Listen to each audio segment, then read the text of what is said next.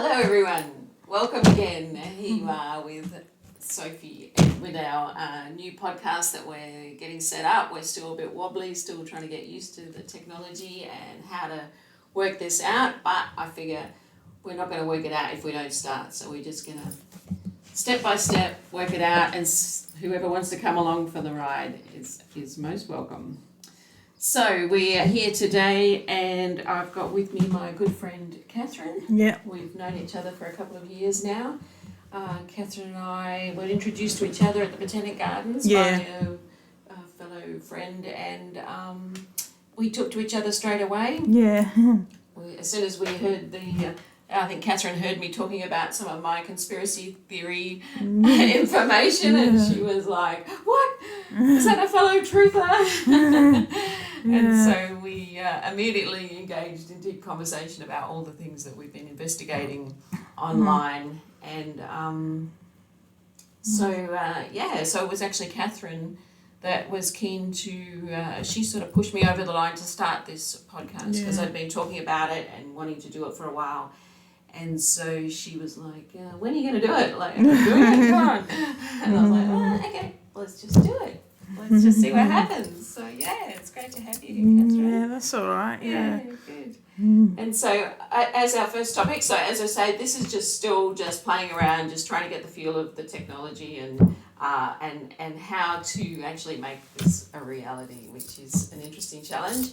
And so, I thought we'd just sort of have a little bit of a go at talking about an interesting subject, and I thought because truth and truthers, whatever that is, I thought as a first topic, truth is a good topic. Yeah. So what I thought we'd do is we'd have a bit of a chat about it, and then actually for our first live next week, maybe go a bit deeper in it.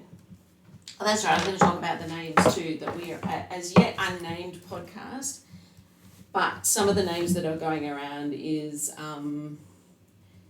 Real Conversations, that was brought up last week. On the Sofa with Sophie was one from April. Thanks, April. And she also suggested Sophie Says. So On the Sofa with Sophie, pretty cool. Sophie Says, I thought that was pretty neat. Soiree with Sophie. That's all April. She's like, great enthusiasm. Thanks, April. And I just thought about Deep Dive. Might be another one because I'd like to be able to, go deep into things that maybe just in ordinary life we don't get to talk about. Some of the things that are very important, and one of them, and this one being truth. So what we're going to do is I just had a couple of thoughts. I want to talk about truth, and then I said to Katherine, let's talk about truth. And what she's done is she likes to write. She's a writer, and so she's just written her thoughts on truth. Yeah. That came to her. So let's just jump to that, and then we'll go back to some thoughts I had. So while you're getting organised, I'm going to say, what is truth, and does it exist? Because we live in a sort of postmodernist world. Maybe we're a postmodernist world, but that's introduced the idea into the sort of psyche, our modern psyche, that there's no such thing as truth, and that everyone just has their own truth. And I think we're getting a bit past that now, but it's actually been, people have talked about the fact that we live in a post-truth world, and that's become part of our politics as well, and gone deep into the culture. And so I feel like it's a really important topic to discuss because there's so much information, we're being overrun with information in our internet world, that it's very bedazzling and confusing. And some people, I think, have just they'd just rather not know and just tell me what's true. I can't work it out.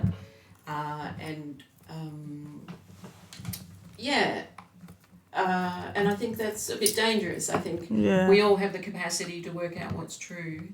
And so I wanted to just encourage us on ways that we can work out what's true or not, and find out from each other how people work out what's true or not, because we all do it all the time. We're all working out on an ordinary level in life what's true or not, and so we need to learn how to do that in our internet age as well. So you ready to go, girl? Yeah. All right, you read us your Yeah, so I've begin by asking, what is the truth? And it's a very big question, and where do I start? Because it's huge. First, as a Christian, I believe the ultimate truth lies with the death and resurrection of my Lord and Saviour Jesus Christ, as well as in the Bible, which is a good place to start. But to have an unfiltered experience with the Bible, you have to read it for yourself. But then, which version or translation is actually the truth? To figure this out, you may have to muddy the water with other people's opinions, including mine, which I'll give you now. Personally, I have 3 main Bibles that I use: King James Version, Contemporary English Version, and New American Standard Bible by John MacArthur. But don't take my word for it. Make your own system for figuring out what is truth regarding Christianity. And watch out for false prophets or wolves in sheep's clothing, if you can understand what I mean. And then, if you would like to know what the most important secular truth is, you need to go no further than Operation Talpiot, exposed by trusted advisor, not personally, but I just call him a trusted truther, I guess. Brendan Lee O'Connell. He talks about Operation Talpiot basically being Israel stealing US technology, including military technology, and passing it on to Russia and China. So it is the I word. It's not good. I might get censored. What did you say? It's the I word. The I word, Israel. Oh. Yeah. So I think Brendan's still uncensored, so he's allowed to be on YouTube talking about that stuff anyway. So that's fine. Okay. Further to that, another good secular truth is all wars are bankers' wars. How did I come across these truths? I had to dig through the mines to find the diamonds in the rough, so to speak. Why is it so hard to find the truth? It's because of the truth for industrial complex, term coined by another, I'll call him a trusted advisor of mine. I believe Kibbs Clips made this up himself. So, and then I believe either Richie Allen or David Icke took it for themselves to say they made it up themselves, but they didn't. The truth for industrial complex is a vast web or network of shills or liars and withholders of details, if you don't understand the term shill. In essence, these shills are stopping the flow of information. How do they do this? IIA operations, or interactive internet activities. Whenever you watch your favourite truther hero, and I'm putting anyone out there, because it could literally be anyone, Joe Rogan, Tucker Carlson, Alex Jones, Candace Owens, Ben Shapiro, Russell Brand, or David Icke, etc., be aware that you could be under IIA operations. What are these operations, may you ask? They are an absolute screw with your mind. If you are under IIA operations, you will be steered, misdirected, misled, have limited hangouts and limited release, etc., all to get you in a comfortable box prearranged by the powers that think they be, usually in the standard left and right box options.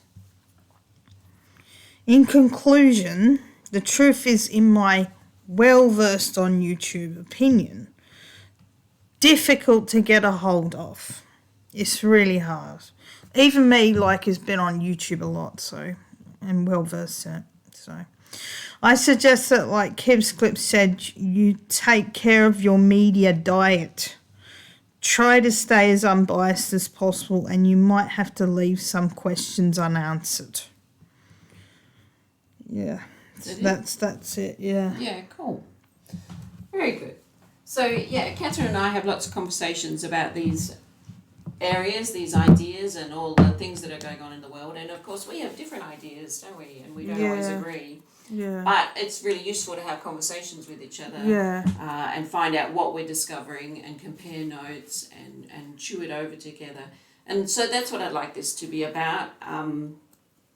And yeah, in future we'll be more conversational about it. That's kind of where we're heading, but we're beginning and we're learning, and it's okay. We're just going to do it a step at a time.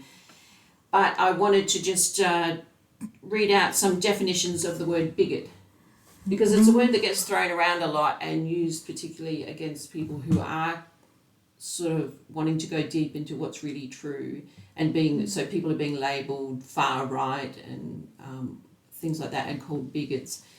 Whereas I realised that the definition of a bigot is a person who won't listen to anyone whose ideas or beliefs are different from their own, especially one who regards or treats the members of a group with hatred or intolerance. And Merriam-Webster says obstinate or intolerant devotion to one's own opinions and prejudices. And the Cambridge Dictionary says having strong, unreasonable beliefs and disliking other people who have different beliefs or a different way of life. So we don't want to be bigoted, any of us. We want to keep conversations open and be open-minded and have that space within ourselves that we don't necessarily have to receive into our hearts anything anyone else says, but we can make that space between us to have genuine conversations to help us work out what is real and what is true and what is worthwhile in life. And yeah, so just finish on these thoughts of does anyone have ownership of the truth? Nobody has ownership of the truth. So it's something we all have our own relationship with, and we're all trying to get to know more and more. Yeah. Yeah. So we'll leave it there today, and I hope you have just understand that we're starting somewhere. You got to start somewhere, and that's what we're doing. So blessings to everyone, and I hope to see you next week when the plan is to go live. Yeah. And see what happens. We're recording today, so thankfully we can scrub this if we don't like it. Bye.